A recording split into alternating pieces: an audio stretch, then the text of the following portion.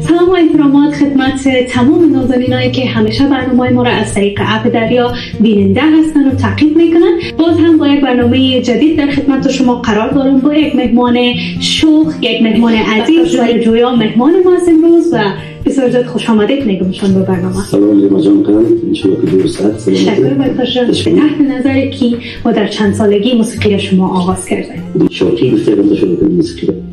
خب شوقی و علاقه خودتان بوده. کدام آهنگتان خودتان زیاد دوست دارید؟ کلام. نه یک آهنگ خود دل شیرین میباشه. اون داره بیا روزی شعر روزی شما سب کش کنید. بیشتر از بکتاجان پرسان کردم گفتم همیشه اینا به مو چشم خواندن. چی راز نهفته است در چشم مو؟ نه دیگه. فکر کنم شاعر ما خوبتر میفهمید. سرما کن چشمان آبی که زیباتر شد. حال من با دیدن اگر خوابم بهتر شود. باز کن موهای خرما رنگ خود را نازنین.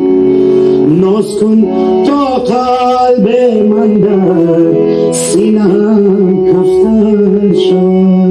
این آهنگتون کدام مخاطب خاص هم داره یا خودتون به خود خونده؟ نیتونه چه رقم باز میکنید؟ خیالی هستی خواهد.